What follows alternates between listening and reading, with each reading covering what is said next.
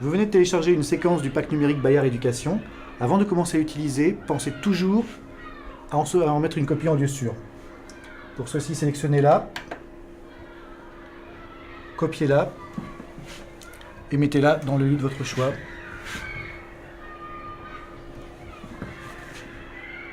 Ainsi, lorsque vous travaillerez sur les fichiers que vous avez téléchargés, en cas de fausse manœuvre ou si vous avez besoin de reprendre le fichier original, vous pourrez toujours vous référer à votre sauvegarde. Une fois ceci fait, deux possibilités s'offrent à vous. Si vous possédez le logiciel Notebook, vous allez pouvoir l'ouvrir. Si vous ne possédez pas Notebook, vous pouvez accéder aux fonctions de base en allant sur le site expresssmarttech.com.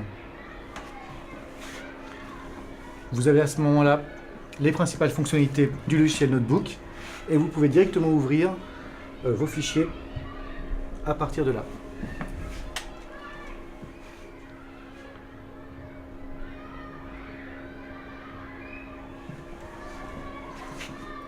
Une fois le fichier chargé, vous pourrez l'utiliser comme avec n'importe quel autre logiciel de TNI.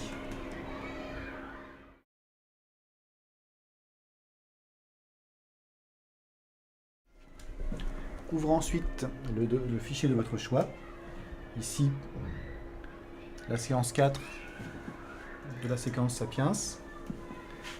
Vous avez accès à gauche de l'écran à toutes les vignettes qui composent cette séquence. Vous pouvez ensuite passer de l'une à l'autre, simplement en la sélectionnant. Une fois la vignette que vous voulez sélectionner choisie, vous avez ici accès à plusieurs modes d'affichage. Vous pouvez choisir d'afficher en largeur de page pour profiter au maximum d'une partie d'image, ou bien afficher la page complète pour permettre aux élèves de s'emparer de l'ensemble du document. Vous avez également ici un affichage plein écran qui vous permet de profiter encore plus en supprimant tous les barres de boutons parasites. Vous quittez le mode plein écran ici. Enfin, lorsque vous souhaitez comparer plusieurs documents, vous avez également ici la possibilité d'afficher 2 pages à la fois.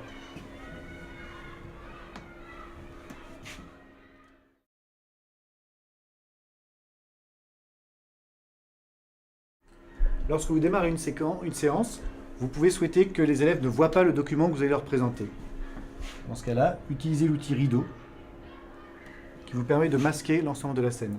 Vous pouvez ensuite choisir de la dévoiler d'un coup ou bien de la dévoiler partiellement dans un sens ou dans l'autre.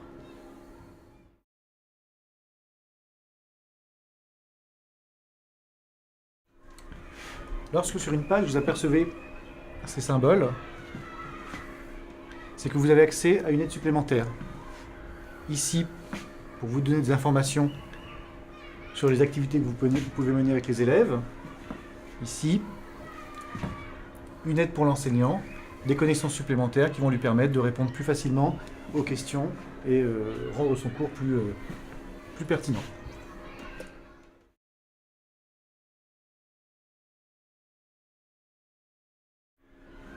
Lorsque vous avez une page à imprimer, un document à l'intention des élèves, allez dans le menu Fichier, puis sélectionnez Imprimer.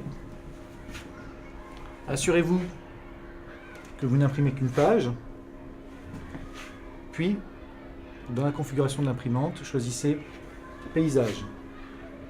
Vérifiez que le document est bien celui que vous avez choisi, puis lancez l'impression.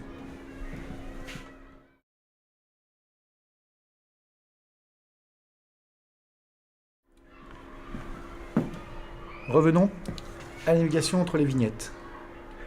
En fonction de vos besoins, en fonction de vos choix pédagogiques et de l'avancée de vos élèves, vous pouvez choisir de dupliquer une vignette. Sélectionnez alors Cloner la page. Vous avez à présent le même document en 2 exemplaires.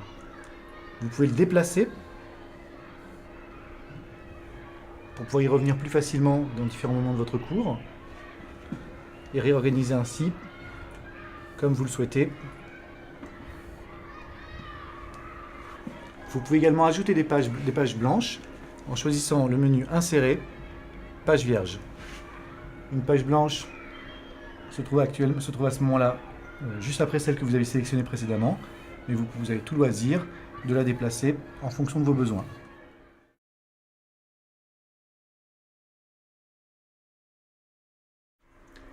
Vous pouvez également insérer une vignette issue d'un autre document. Pour ce faire, ouvrez votre autre document. Si par exemple vous souhaitez comparer les hommes du Paléolithique avec ceux du Néolithique, vous pouvez récupérer la vignette et la faire glisser dans votre document. Elle se trouve maintenant ici, et grâce à l'affichage double écran, vous pouvez par exemple comparer plus facilement les deux personnages à deux époques différentes.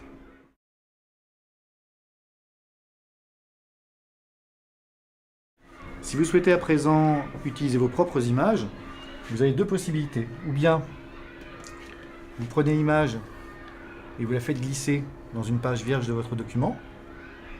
Elle s'en alors complètement. Ou bien vous souhaitez utiliser seulement une partie de votre image. Dans ce cas-là, utilisez le menu Capture.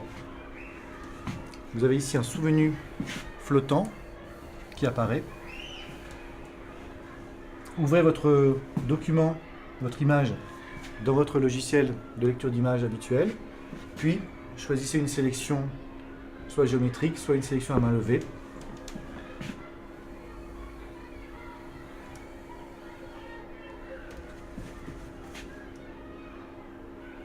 Votre document est capturé et se trouve à présent dans votre document sur les Gaulois. Comme toutes les images, vous pouvez la déplacer. Ce signe vous indique la possibilité de le faire. Vous pouvez la faire tourner.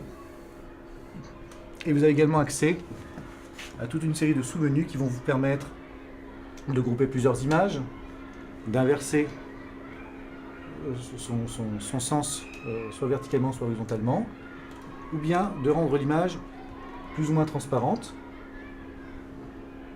afin que ce qui se trouve en dessous puisse devenir visible. Et enfin, en utilisant ce menu ici, vous pouvez choisir de rendre l'image plus ou moins visible selon vos besoins.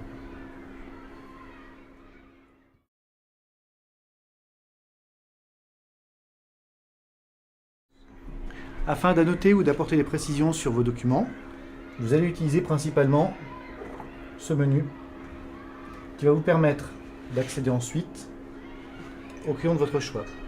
Pour annoter avec un style qui ressemble à celui d'un stylo plume, écrire avec des crayons de couleur ou bien surligner. Vous pouvez ainsi écrire des titres,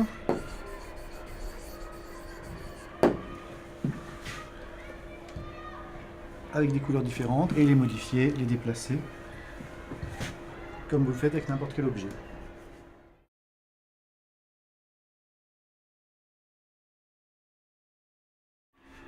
Un des outils les plus utilisés lorsque vous avez affaire à ce genre de document est le crayon magique. Sélectionnez-le ici. Vous pouvez à présent soit attirer l'attention sur une partie du document,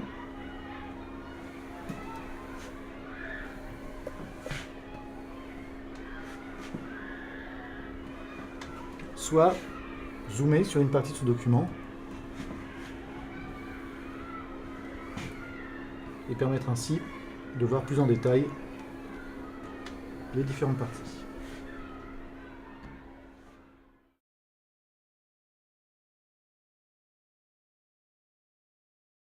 Un outil puissant pour organiser et classer vos données, c'est le tableau. Sélectionnez l'outil, choisissez le nombre de lignes et de colonnes. Votre tableau est automatiquement créé. Vous avez ensuite le choix entre écrire à l'intérieur des cellules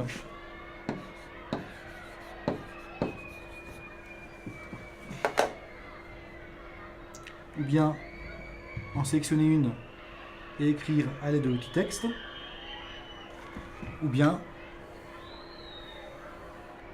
insérer des images ou des extraits d'images que vous aurez préalablement sélectionnés dans vos documents précédents. Vous pouvez ensuite choisir de masquer les cellules de votre choix, puis d'afficher ou de masquer à nouveau, à volonté, leur contenu.